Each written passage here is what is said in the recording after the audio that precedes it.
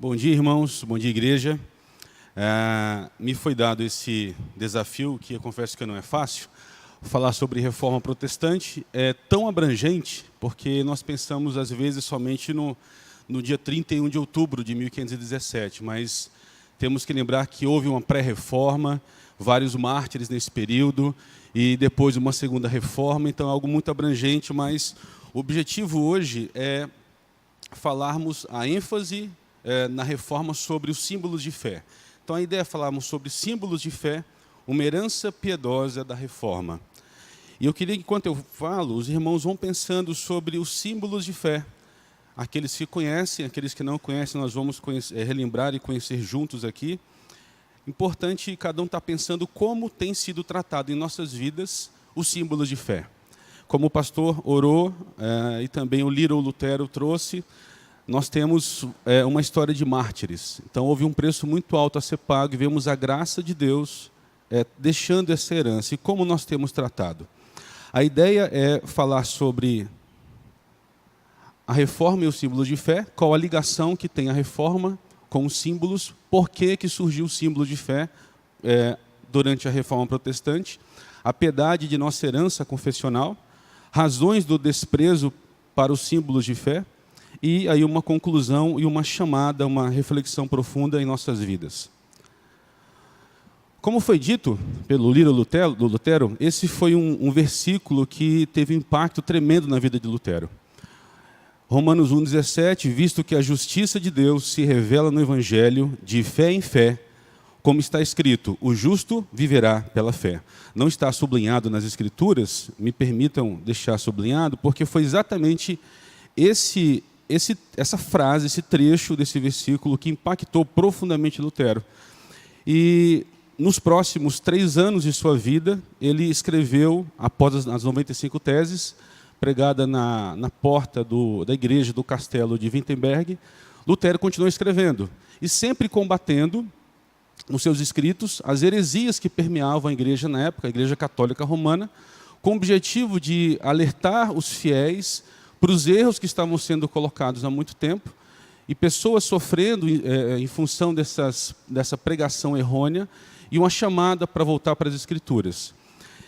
Em função disso, Lutero ele passa a ser perseguido, e mais ou menos 3 anos e meio depois, nos dias 16 a 18 de abril de 1521, ele é convocado para prestar esclarecimentos na Assembleia de Worms. E ali, quando ele é confrontado, praticamente sendo inquirido para que se arrependesse de tudo que ele escreveu, Lutero emite a seguinte frase célebre que até hoje nós conhecemos: a menos que eu seja convencido pelas Escrituras e pela razão pura, já que não aceito a autoridade do Papa e dos concílios, pois eles se contradizem mutuamente, minha consciência é cativa da palavra de Deus. Eu não posso e não vou me retratar de nada, pois não é seguro nem certo ir contra a consciência. Deus me ajude. Amém. A ênfase que me chamou a atenção, e até hoje me chama nessa frase, é a relação que há da consciência desse homem com as Escrituras. O que nós podemos dar ênfase nesse texto, nesse trecho dessa frase é: a consciência não me assegure contra a consciência, desde que essa consciência esteja embasada só e somente nas Escrituras. Porque se nós olhamos para o final da frase, nós podemos cair num erro que a igreja da época caiu. A minha consciência me basta. Não é verdade. A minha consciência me basta desde que a minha consciência esteja somente alicerçada nas Escrituras. Isso foi tão forte para a época que, como consequência disso, ficou muito claro que havia o antropocentrismo e havia a necessidade de caminhar para um teocentrismo. Havia uma fé centrada no homem, naquilo que o homem achava que era correto, naquilo que a igreja da época começou a criar, apartado das Escrituras, e homens como Lutero e depois, na segunda reforma, mais especificamente a reforma calvinista, há uma correção de caminhar, voltando para as Escrituras, em rumo à centralidade das Escrituras na pessoa de Cristo, no Deus triuno. E eu que queria trazer para vocês agora, para os irmãos, exatamente isso. do que havia na época, a Escritura e a tradição continham a verdade. Por meio dessa cosmovisão, voltando para a Escritura, a verdade só está na Escritura. Então, somente a Escritura é uma regra de fé e prática. Isso nos conduz, inevitavelmente, ao olhar a salvação não como fruto de fé e obras, mas somente pela fé, sola fide. A graça e os méritos, a salvação também não é pela graça e pelos méritos, mas somente pela graça, sola gratia. A obra da salvação, ela não é de Cristo, Maria e mediante a intercessão dos santos, mas somente por Cristo, solos Christus. E, finalmente, o mérito, a glória disso não é de Deus, os santos e a hierarquia da igreja, como a igreja católica da época pregava, mas somente a Deus, somente glória a Deus, o soli deu glória. O que isso tem a ver com os símbolos de fé? Tudo. Se não vejamos, nós vivíamos naquela época, a igreja, uma situação de total desenvolvimento de uma fé apartada das Escrituras, centrada no homem. Esses homens começam a ler as Escrituras e começam a ver que é necessário voltar para a sã doutrina. E, além de se preocupar em corrigir aquilo que está errado, eles se preocupam com as próximas gerações. Então, eles começam a escrever os chamados símbolos de fé, credos, catecismos, confissões, para que a igreja, naquele momento, seja alertada com uma exposição fiel de conceitos sobre a fé cristã, baseados esses conceitos somente nas Escrituras, para que aquele erro tão grave que aconteceu, que levou a igreja tão distante de Cristo, não mais aconteça. É óbvio que na época o desejo não era que houvesse uma cisão, mas uma correção do que a igreja pregava. Isso nós sabemos que houve uma separação, e aí aqueles que não aceitaram continuaram na igreja da época, e houve depois a reforma, mais propriamente uma cisão ali, um desenvolvimento da igreja, no sentido de voltar somente para as Escrituras. E eu queria trazer aqui para os irmãos uma ênfase, e é importante nós lembrarmos sempre, a reforma é o retorno para as Escrituras somente. As Escrituras são nossa regra de fé e prática, e, concomitante a isso, começa a ser escritos símbolos de fé, objetivando auxiliar os crentes a conhecer sobre sua fé, a defender a sua fé, a evangelizar aqueles que não conhecem e dar um bom testemunho sobre Cristo. Então, nós podemos dizer, eu esqueci de passar aqui, essa frase: a autoridade dos símbolos de fé é derivada da palavra de Deus e sempre tem de ser subordinada a ela. A palavra que possui autoridade intrínseca. Eles têm sido particularmente eficientes em ajudar a igreja a declarar o que ela crê, o que ela deve ser e como ela deve testemunhar a Cristo para aqueles que estão fora de sua comunhão. Com base nisso, nós entendemos que tudo que nós cremos tem que estar baseado nas Escrituras. Isso é inquestionável. A grande herança da reforma sola Escritura e, por consequência, todas os demais solas. Porém, na prática, o que nós vemos que tem acontecido em nosso meio? Infelizmente, como houve na época, nós vemos muitas igrejas, infelizmente até em nosso meio, pessoas que dizem crer nas Escrituras, mas algumas de suas práticas não coadunam com as Escrituras, não tem base nas Escrituras. Então, o que nós observamos é uma tendência de sair das Escrituras e permitir que heresias comecem a adentrar novamente na igreja. Eu creio que todos são unânimes em concordar que isso acontece no nosso meio. Basta olhar no meio evangelical e até no meio reformado o que nós temos presenciado.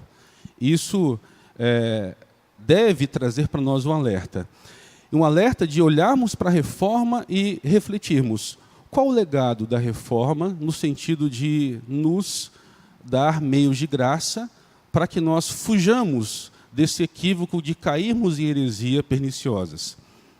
E aqui nós temos o que já foi dito: as confissões, os catecismos só têm valor se eles forem alicerçados nas Escrituras. Do contrário, eles devem ser rejeitados e refutados.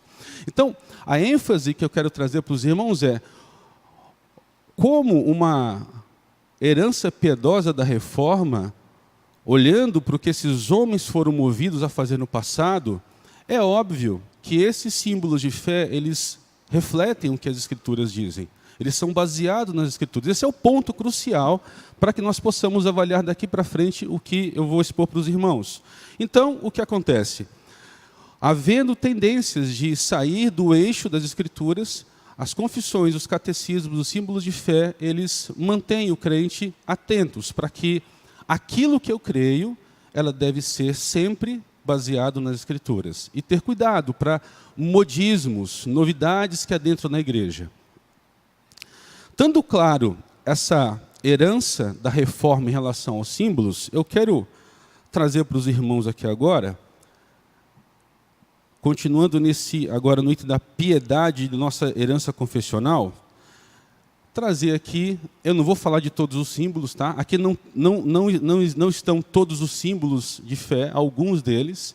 Se os irmãos perceberem, aqui, mais ou menos, 1523, já tinha aqui 4 anos que Lutero já tinha, 6 anos após Lutero pregar as 95 teses, surgem aqui os 67 artigos de Ulrico Zwinglio, um dos reformadores também contemporâneos de Lutero. Mas o que eu quero enfatizar aqui é o seguinte. Aquilo que nós, como presbiterianos, quando nós, perante o Senhor Deus, nos compromissamos a sermos aceitos pela igreja e tendo a igreja como testemunha, nós subscrevemos os símbolos de fé que a IPB reconhece, no sentido de nós seguirmos como igreja esses símbolos, que são a Confissão de Fé de Westminster, o Catecismo Maior e o Breve Catecismo. Esses símbolos de fé, eles são oriundos da Assembleia de Westminster, que aconteceu entre 1643 e 1648. 5 anos, aí, um pouquinho mais, de um período que resultou nesses símbolos de fé. O que eu quero trazer para os irmãos agora, para ficar evidenciada essa piedade, porque quando nós pensamos em símbolos de fé, eu não sei os irmãos, mas eu tinha a impressão no passado que algumas pessoas se reuniram, escreveram aquilo com certo cuidado em relação às Escrituras, e isso nós temos hoje, aqui e acolá nós usamos quando necessário. Eu não tinha uma real consciência da graça de Deus, abundante por meio da vida de homens limitados como nós, que foram usados por Deus para trazer conceitos e documentos tão maravilhosos para a igreja usufruir. E aí a ênfase que eu quero trazer é que, apesar de nós subscrevermos os símbolos de fé oriundos da Assembleia de Westminster, nós também reconhecemos o Sínodo de Dort, que como resultado saiu os cânones de Dort, também a Confissão Belga e o Catecismo de Heidelberg. O que eu quero dar ênfase aqui, porque o tempo é curto, não nos é permitido avaliar esses símbolos todos, no sentido da piedade que há neles, mas eu quero trazer aqui a Confissão Belga, uma rápida avaliação dela, e também os símbolos de fé oriundos da Assembleia de Westminster. Não todos, apenas esses 3, porque foram mais símbolos elaborados nessa Assembleia. E a ênfase que eu, no sentido da Confissão Belga, eu queria a paciência dos irmãos e a atenção de ler uma carta que Guido de Bert, o autor da Confissão, ele escreveu quando estava preso, esperando a sua morte, escreveu para sua esposa. Ao ler essa carta, eu queria que os irmãos tivessem atenção como esse irmão do passado, ele se reporta ao nosso Deus triuno, especificamente a Cristo. Para que nós possamos entender como a compreensão desses homens do passado em relação a Cristo, o seu relacionamento com a igreja e aquela luta que aqueles irmãos passavam no passado, muitas vezes ofertando a própria vida em relação a defender a fé.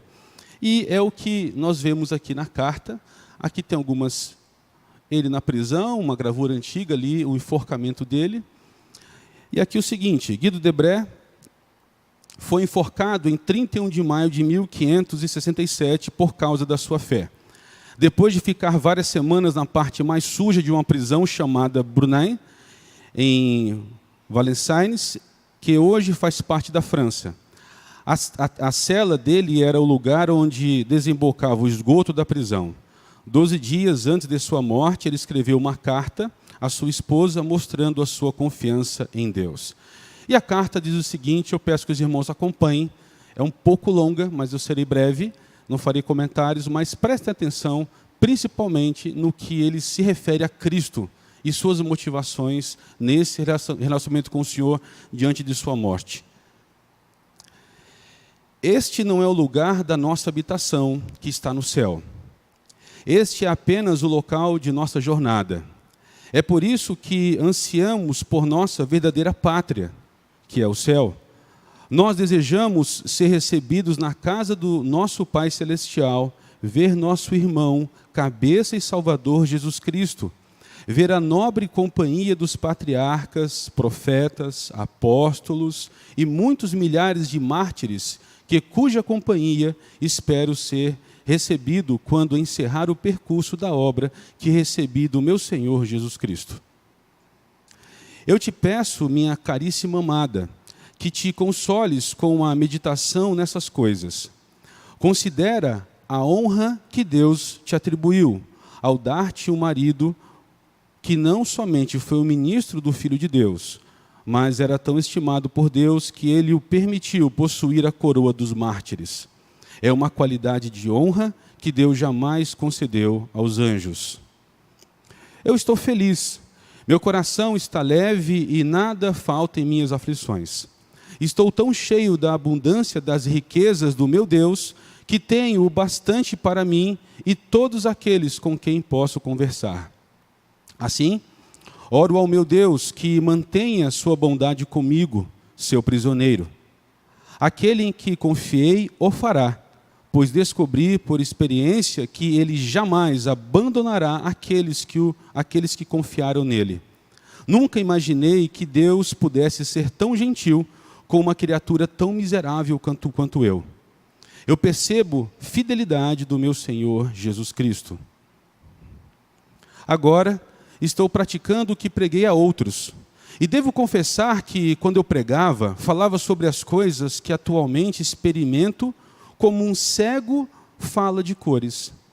Desde que fui preso, tenho me beneficiado mais e aprendido mais que durante todo o restante da minha vida. Eu estou em uma escola ótima. O Espírito Santo me inspira continuamente e me ensina como usar as armas neste combate. Do outro lado está Satanás, o adversário de todos os filhos de Deus. Ele é como um violento leão que ruge. Ele me rodeia constantemente e procura ferir-me. Todavia, aquele que disse, não temas porque eu venci o mundo, me faz vitorioso. E desde já, vejo que o Senhor coloca Satanás sob os meus pés e sinto o poder de Deus aperfeiçoado em minha fraqueza. Nosso Senhor permite, por um lado, sentir minha fraqueza e pequenez, que nada sou senão um pequeno vaso na terra, muito frágil, a fim de que Ele me humilhe, para que toda a glória da vitória seja dada a Ele. Por outro lado, Ele me fortalece e me consola de um modo inacreditável. Eu tenho mais conforto que os inimigos do Evangelho. Eu como, bebo e descanso melhor do que eles. Estou encarcerado em uma prisão muito forte, muito fria, escura e sombria. Por causa da sua escuridão, a prisão é conhecida pelo nome de Brunem. O ar é terrível e ela fede. Em meus pés e mãos tenho grilhões grandes e pesados. Eles são um inferno contínuo, escavando meus membros até meus miseráveis ossos. O comandante vem examinar meus grilhões 2 ou 3 vezes ao dia, temendo que eu escape. Há 3 guardas de 40 homens em frente à porta da prisão. Eu também recebo visitas do Monsieur de Hamad. Diz ele que vem para ver-me, consolar-me e exortar-me à paciência. Entretanto, ele vem após o jantar, depois de ter vinho na cabeça e o estômago cheio. Você pode imaginar o que são essas consolações. Ele me ameaça e diz que se eu demonstrasse qualquer intenção de escapar, ele teria me acorrentado pelo pescoço, o tronco e as pernas, para que eu não pudesse mover um dedo. E ele diz muitas outras coisas nesse sentido. Mas apesar de tudo, meu Deus não retirou suas promessas, consolando meu coração, concedendo-me muito contentamento. Porque tais coisas aconteceram, minha querida irmã e fiel esposa, eu te imploro que, em tuas aflições, encontre conforto no Senhor e entregue teus problemas a Ele. Ele é um marido das viúvas, crentes e pai dos órfãos pobres. Ele jamais te abandonará. Disso posso te assegurar. Conduza-te como uma mulher cristã, fiel no temor do Senhor, como sempre o fizeste, honrando por meio de uma vida e conversas excelentes a doutrina do Filho de Deus, que teu marido pregou. Como sempre me amaste com grande afeição, peço que mantenhas esse amor com relação aos nossos filhinhos, instruindo-lhes no conhecimento do verdadeiro Deus e de seu Filho Jesus Cristo. Seja pai e mãe deles, e cuida para que eles usem com honestidade o pouco que Deus te deu. Se Deus te conceder o favor de permitir que, após minha morte, vivas na viuvez com nossos filhos, tudo ficará bem. Se não puderes e os bens faltarem, então encontre algum homem bom, fiel e temente a Deus. E quando eu puder, escreverei aos nossos amigos para que te protejam. Penso que eles não te deixarão em necessidade de qualquer coisa. Retorna à tua rotina habitual depois que o Senhor tiver me levado. Tens contigo nossa filha Sara, que logo será crescida. Ela será tua companheira e te auxiliará em teus problemas. Ela te consolará nas tribulações e o Senhor sempre estará contigo. Saúda nossos bons amigos em meu nome e peça que orem a Deus por mim, para que Ele me dê força, articulação e sabedoria e capacidade de preservar a verdade do Filho de Deus até o fim, o último fôlego da minha vida. E finalizando, adeus, Caterine, minha querida amada. Eu oro a meu Deus para que te conforte e conceda contentamento segundo sua boa vontade. Eu espero que Deus tenha me dado a graça de escrever para teu benefício, de tal forma que sejas consolada nesse mundo miserável. Guarda minha carta como lembrança de mim. Está mal escrita, mas é o que posso, não o que desejo fazer. Recomenda-me a minha boa mãe. Eu espero escrever algum consolo a ela, se agradar a Deus. Saúda também minha boa irmã, que ela possa entregar sua aflição a Deus. A graça esteja comigo. Da prisão, 12 de abril de 1567, teu fiel marido, Guido Debé, ministro da Palavra de Deus, em Valenciennes, e presente prisioneiro pelo Filho de Deus no local supracitado. O que é belo não é o sacrifício desse irmão. O que é belo é ver Cristo sendo glorificado por meio da vida desse homem do passado.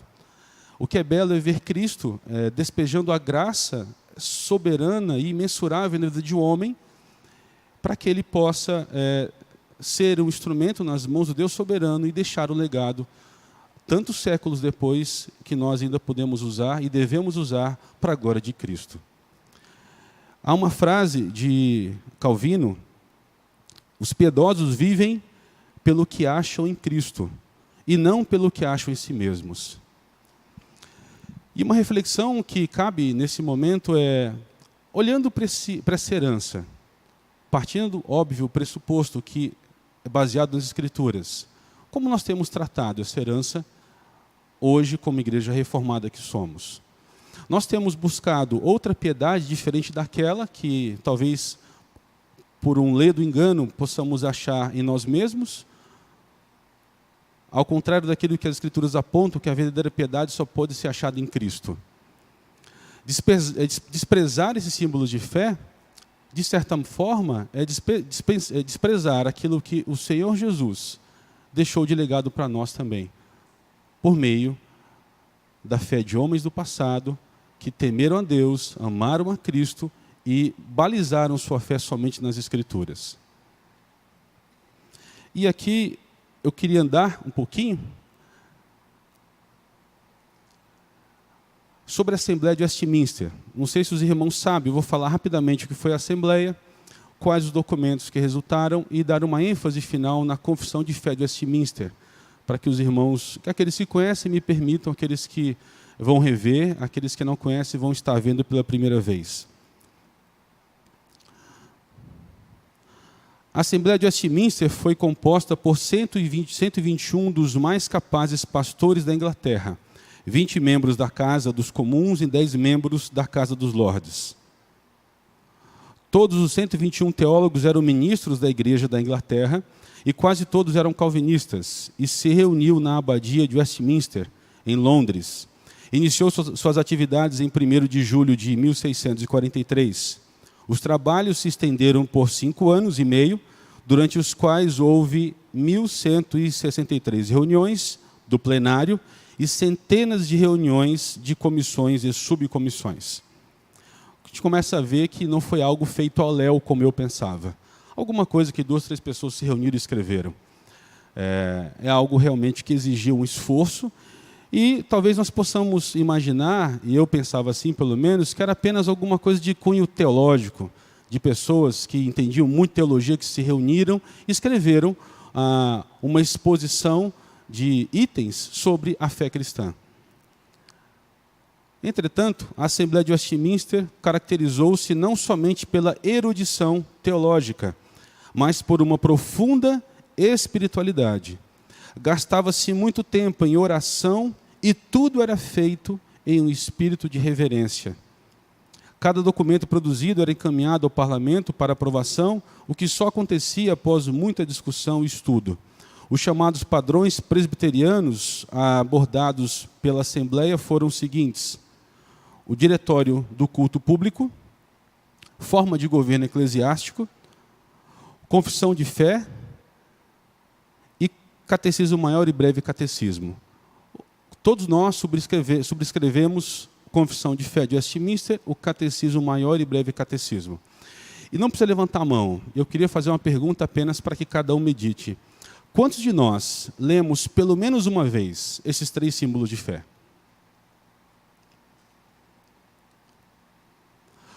Quantos de nós, após perante o Senhor Deus, tendo testemunha da igreja, nos compromissamos em estudar, nos debruçar sobre eles, especialmente sobre as Escrituras, para balizarmos nossa fé, nosso reconhecimento da autoridade da igreja, que é Cristo que tem autoridade? Quantos de nós temos valorizado isso? Isso é importante, meus irmãos, porque olhe para a igreja hoje. Eu digo a igreja como um todo. E até em especial as igrejas que se dizem reformadas. Será que aquilo que nós dizemos que cremos, nós vivemos? Ou passamos a crer como a igreja no passado, que foi reformada, cremos em questões que ofendem a Cristo? Praticamos algumas atividades ou condutas que ofendem diretamente a pessoa de Cristo. E nem percebemos isso. E olhamos para esses símbolos de fé como algo do passado, que eu já vou trazer daqui a pouco para os irmãos. Por que motivo há um desprezo desses símbolos de fé hoje em dia? Isso eu afirmo, é questionável. Eu pergunto para muitos irmãos de igreja reformada: você já leu a Confissão de Fé Batista? Ele não sabe nem o que é. Você leu o Catecismo Batista? Ele não sabe. Pergunto para irmãos presbiterianos: você já leu os cânones de Dort? Não sei nem o que é isso. Você conhece a nossa Confissão de Fé? Não, para quê? Isso é tão velho. Para que eu vou ler isso? Esse descaso demonstra nada mais do que a nossa arrogância. Olhando para esse legado, olhando para essa herança piedosa e nos achando superiores a ela. E esquecemos que se ela ocorreu, se ela foi deixada para nós, é porque Cristo iluminou alguns homens no passado para que alertasse a sua igreja dos caminhos perniciosos que inevitavelmente o homem teme andar. Finalizando sobre a confissão de fé, a Confissão de Fé de Westminster pode ser considerada um pequeno manual de teologia bíblica. Isso é um fato. seus 33 capítulos abordam os temas mais importantes da teologia cristã, conforme segue. Capítulo 1, a doutrina da Escritura Sagrada.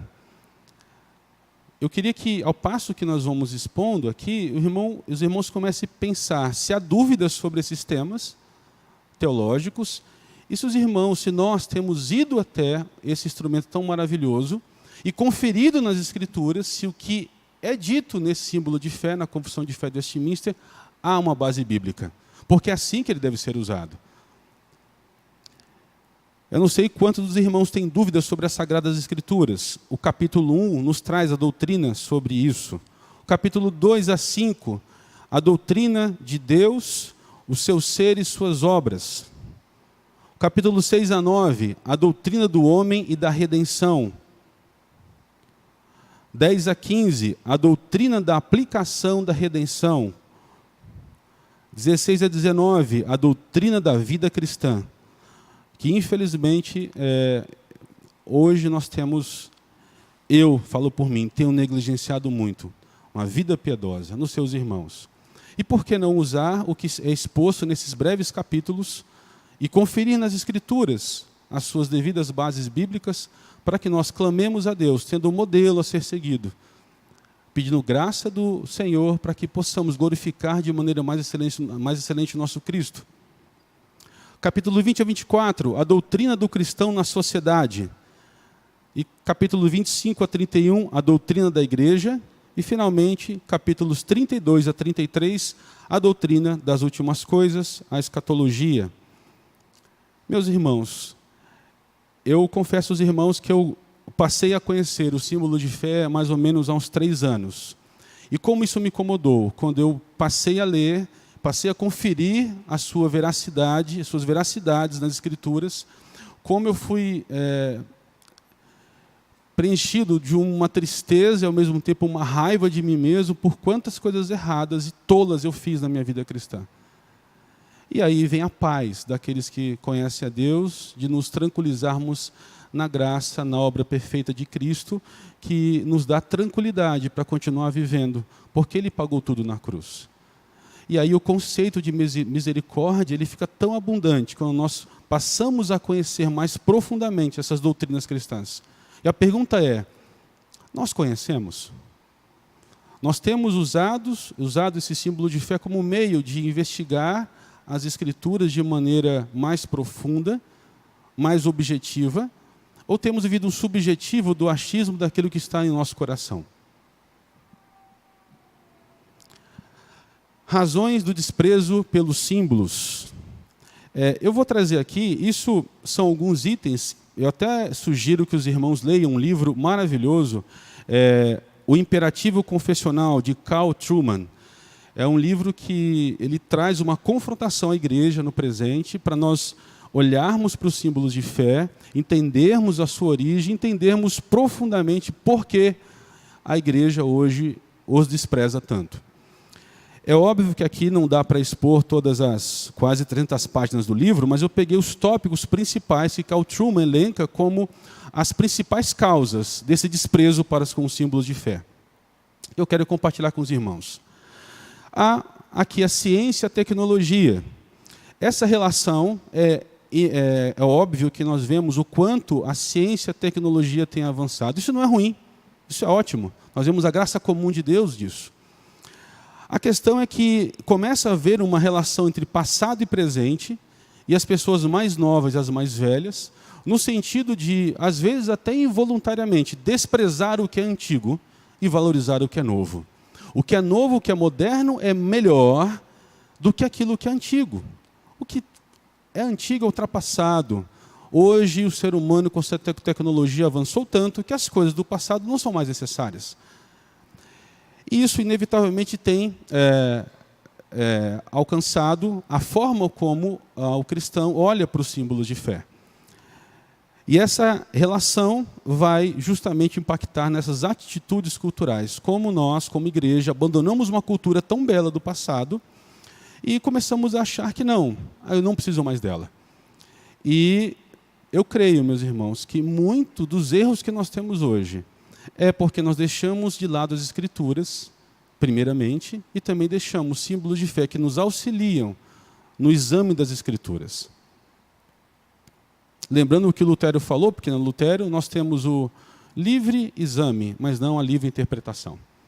É importante lembrarmos disso. Hoje, infelizmente, o abandono também dos símbolos de fé tem gerado, no meio de muitas igrejas, o livre exame das Escrituras, a livre interpretação, perdão. Cada um interpreta como lhe acha mais conveniente, cada um vive o seu cristianismo como lhe é mais conveniente.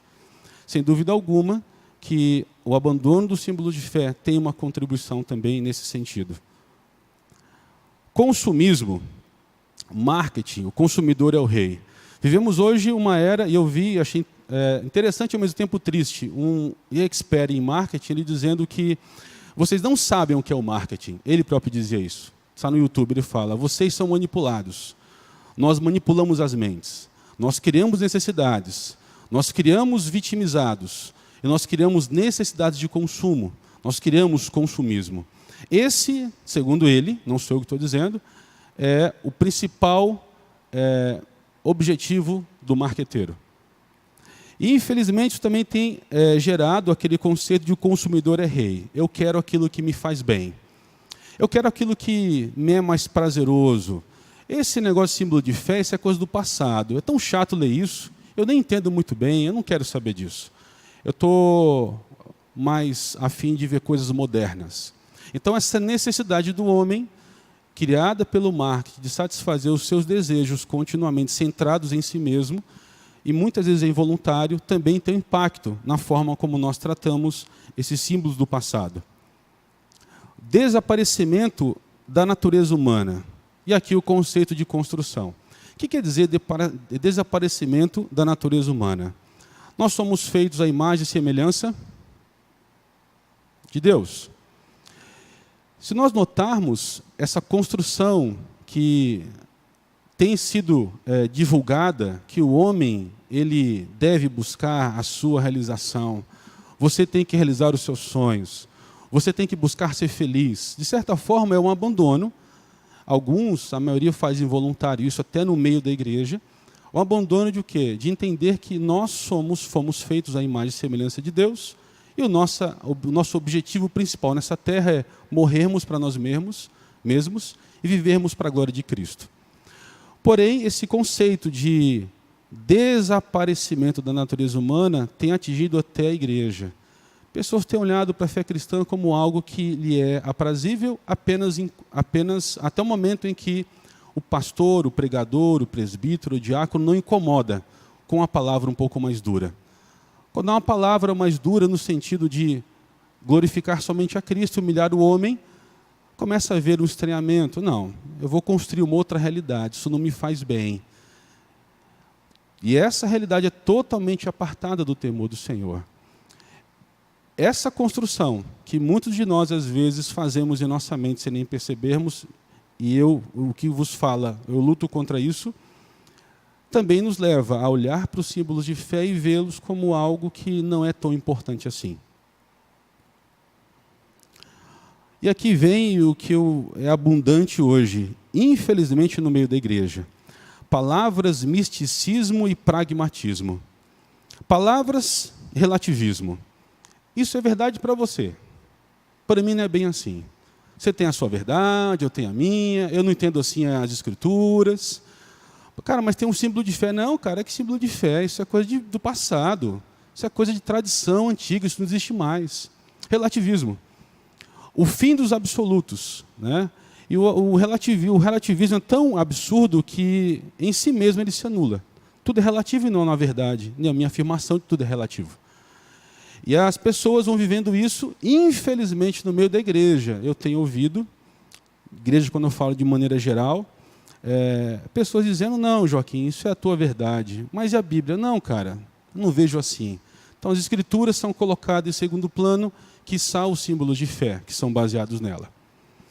O sentimento versus razão. Vale o que eu sinto. Me arrepiei, é de Deus. Não me arrepiei, não é de Deus. Eu ouvi isso essa semana. Pessoal, quando me arrepio, eu tenho com certeza que é Deus falando comigo. Blasfêmia, ofensa a Cristo. É o sentimento falar mais alto do que a razão. As escrituras estão postas, ela é a verdade, mas eu prefiro aquilo que o meu coração fala. Eu prefiro aquilo que eu tive um sonho, o sonho falou comigo. Eu prefiro fazer um pensamento, não, se passar 2 carros brancos é para eu fazer sim, se não passar para dizer não. Vi um crente fazendo isso já. Parece absurdo, meus irmãos, mas eu já vi crentes fazendo isso.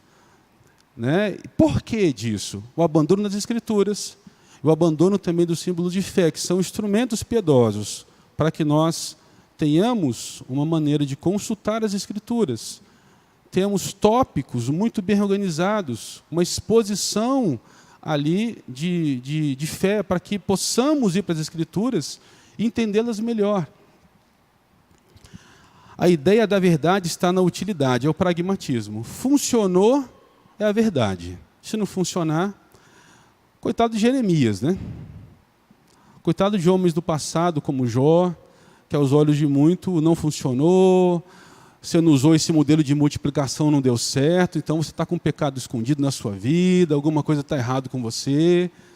Eu passei 10 anos da minha vida acreditando nisso, que eu poderia adotar modelinhos, e aquele modelinho muito bem aplicado ia dar tudo certo. Pragmatismo.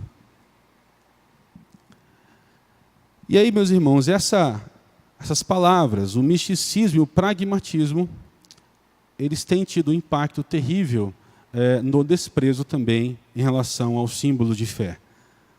Anti-autoritarismo. Essa é são forças profundas contra os símbolos de fé. Por quê? Aqui tem uma relação de insatisfação oriunda do marketing, quer dizer, as pessoas querem uma igreja, a grande parte das pessoas, uma igreja que atenda às suas necessidades. E vamos entender o que é atender suas necessidades. É atender suas necessidades egoístas, centradas em si mesmos. Lembra lá a relação antropocentrismo e teocentrismo?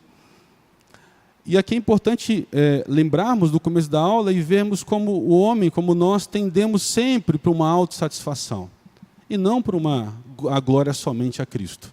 A glória somente ao Deus triuno. E esse anti-autoritarismo ele é rapidamente, facilmente detectado nessa relação que muitas pessoas têm de a igreja boa é aquela igreja que atende todas as minhas necessidades. E via de regra, todas as minhas necessidades, nem todas elas têm alicerce nas Escrituras. E aí eu encontro, é aberta uma avenida larga para os gurus, para os impostores teológicos e antiteológicos, que eles estão aí para satisfazer todos os desejos antropocêntricos do homem. Não é verdade? Ligue a televisão, vem para cá, que aqui tudo vai ficar bom para você. É quase um evangelho, desculpe o termo, tabajara. Vem para cá que todos os seus problemas vão acabar. Isso é mentira. E por que muitas pessoas, às vezes, em nosso meio, têm buscado essas coisas? Buscado uma autossatisfação. Lendo a carta de Guido Derber, nós vemos ali uma satisfação maravilhosa em glorificar somente a Cristo. Não tenho dúvida, para quem já leu a Confissão Belga, foi impactado com seus 37 artigos da piedade, da centralidade nas Escrituras e da confrontação que aqueles artigos trazem para as nossas vidas. Porque é Bíblia, meus irmãos. Não é nada tirado da cabeça de homens. É Bíblia pura. E aqui, a internet. Hoje, os desigrejados, né? A relação do eu e a igreja. Não, eu não preciso da igreja. Porque eu tenho internet, tenho o pastor A, B, C que eu acompanho, eles me são suficientes. E aí eu esqueço que a igreja é a noiva de Cristo. E quem não ama a noiva, eu tenho dificuldade em crer que quem não ama a noiva, ama o noivo, ama a Cristo. Eu tenho muita dificuldade com isso.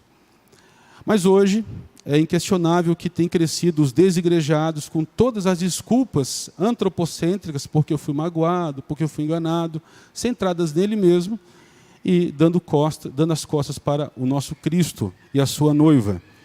E isso, sem dúvida alguma, por questões óbvias, tem um impacto muito grande no desprezo também dos símbolos de fé. E aqui, finalmente, o medo da exclusão. Muitas pessoas vítimas do politicamente correto, como eu fui durante muito tempo. Eu não sei os irmãos, mas eu, durante a maior parte da minha vida, eu vivi escravo dessa mentira do politicamente correto. pastor tem explicado muito sobre isso aqui. Eu creio que os irmãos já estão vacinados sobre isso. Mas há um temor de que não. Se eu falar que eu creio assim, tem aquele irmão que não crê bem assim sobre o batismo, não crê bem assim sobre os símbolos de fé ou sobre o dia do Senhor, e eu acabo não manifestando minha fé quando sou questionado, de maneira piedosa, amorosa, humilde, a honrar o irmão, nunca com soberba e arrogância. Nós temos aprendido isso aqui. Mas se eu sou questionado, eu me calo ou eu abro minha boca com piedade, com respeito para quem pensa diferente, não para discutir, mas para expor as Escrituras? Muitos de nós não fazemos isso porque não sabemos como fazer, porque não entendemos que já há uma exposição pronta, que são os símbolos de fé, embasados nas Escrituras, de como nós devemos expor aqueles que nos questionam sobre a nossa fé. E aqui, meus irmãos, deixar uma frase antes de concluir. A cultura moderna tornou os credos e confissões, os símbolos de fé, implausíveis e desagradáveis. Essa é a realidade que nós vivemos hoje.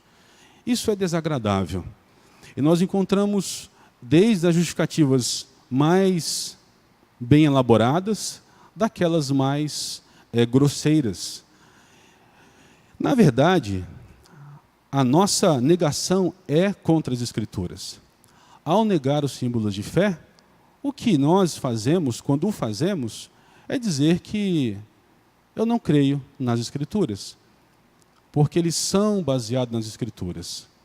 Caso algum irmão encontre algum artigo, isso aqui é heresia, ele não deve ser seguido, porque ele nasce dessa necessidade de um retorno nas Escrituras. Lembra do primeiro slide? A reforma e os símbolos de fé é concomitante esse nascimento. A reforma, pela soberania do Senhor Deus, ela surge, os símbolos de fé acompanham também historicamente esse movimento. Muito mais a segunda reforma. E como conclusão, meus irmãos, eu queria finalizar, já vai acabando o meu tempo, tenho mais 3 minutos. Conclusão. Convém ressaltar que, apesar de toda a sua relevância para os reformados, os símbolos de fé não estão no mesmo nível da Escritura Sagrada, ficando sempre subordinados a esta. Essa é uma ênfase que os irmãos têm que ter. E há alguns irmãos que têm medo de falar dos símbolos de fé, achando que vai deixar um equívoco que nós estamos valorizando mais o símbolo de fé. Eu creio que nós saímos daqui hoje entendendo que valorizar o símbolo de fé é valorizar a Bíblia. Não tem como separar uma coisa da outra, porque eles sempre estão subordinados a ela. Essas confissões e catecismos dos primeiros dias do movimento calvinista promoveram um legado magnífico de verdade doutrinária para aqueles que seguiram a tradição reformada. Hoje, eles ainda são ferramentas poderosas que as igrejas reformadas podem usar para instruir os crentes na fé, evangelizar e proteger a igreja contra os erros. Joel Bick. Aconselho que os irmãos leiam esse livro. Esse é de um livro, Vivendo para a Glória de Deus. Quem não leu, leia. Um livro maravilhoso que nos traz assim, informações históricas e surpreendentes sobre a reforma até os dias atuais, passando pelo movimento puritano também.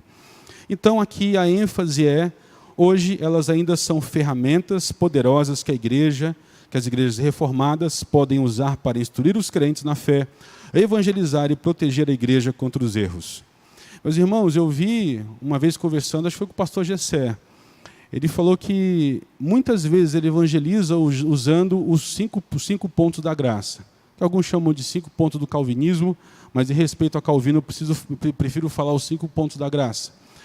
E ali, tulipe. E é maravilhoso a maneira, conversando com o pastor Gessé, como ele evangelizou várias pessoas, e para a glória de Cristo, muitas delas eram eleitas, e o Senhor as trouxe para o seio da igreja, expondo ali, tulipe. Nós temos valorizado isso, temos usado um instrumento tão gracioso para a glória de Cristo, apresentando o Evangelho para aqueles que não conhecem. Aqui vem uma palavra de Emerson Maia. Que Deus nos abençoe e nos ensine a honrar a sua palavra e os credos da igreja, enquanto estes permanecerem fiéis à Escritura. E eu queria deixar finalmente um conselho que Paulo dá para o seu discípulo Timóteo, na segunda carta de Timóteo, capítulo 1, versículo 13 a 14. Paulo diz o seguinte: mantenha o padrão das sãs palavras, que de mim ouviste com fé e com amor que está em Cristo Jesus. Guarda o bom depósito mediante o Espírito Santo que habita em nós. Meus irmãos, sem dúvida alguma, a palavra é a nossa regra de fé e prática. Mas eu creio que ficou muito claro para nós que os símbolos de fé, por serem baseados somente nas Escrituras, eles são instrumentos maravilhosos para que nós vivamos guardando o padrão das sãs palavras, para que nós vivamos glorificando a Cristo, matando nossa carne, olhando para aqueles que não conhecem o Evangelho e usando esses instrumentos tão graciosos para apresentar o nosso Cristo ressurreto para aqueles que não o conhecem ainda e também para vivermos uma piedade cristã. Que o Senhor Deus seja misericordioso. Queria orar, finalizando. Não sei se alguém antes tem alguma pergunta, algum comentário, alguma coisa. Creio que não. Então, eu queria orar, finalizando, agradecendo a Deus por esse tempo e pelo dia do Senhor. Alguma coisa? Oremos. Pai amado, obrigado, Deus. Obrigado porque vemos durante a história a Tua soberania, sempre guiando as nações, os homens, de maneira a nos rendermos a Cristo. Até aqueles, Pai, que vivem de maneira ímpia, aqueles que não Te conhecem, aqueles que são os réprobos, Pai, sabemos que todos irão glorificar a Cristo no dia do juízo. Porque todos serão colocados de joelhos diante do único Deus, o sacerdote perfeito, o rei perfeito, o profeta perfeito, aquele que cumpriu perfeitamente tudo aquilo, Senhor, que o Senhor prescreveu para os homens nunca puderam fazê-lo. Obrigado porque aprove ao Senhor, por uma razão que não sabemos, eleger um povo para ser Teu. Obrigado por fazermos parte desse povo. Obrigado por nos fazermos amigos Teus enquanto Te odiávamos. Obrigado, meu Pai, porque ainda pecamos contra Tu, Senhor, mas olhando para Cristo nós somos humilhados, o nosso pecado é confessado, a graça de Cristo é abundante em nossas vidas e nós vivemos de fé em fé, de graça em graça. Obrigado por nos sustentar na fé, Senhor. Ajuda-nos, Pai, nesse mundo tão confuso, nesse mundo tão cheio de armadilhas, de tentações, de artimanhas das trevas, a sermos, meu Pai, encontrados sempre com o coração contrito na Tua presença. Entendemos que aprove ao Senhor a deixar a Tua Sagrada Escritura para que nós vivamos de maneira a agradar a Deus triuno que Tu és, tendo como regra de fé e prática somente a Tua Sagrada Escritura. Nos mantém assim sempre, Pai.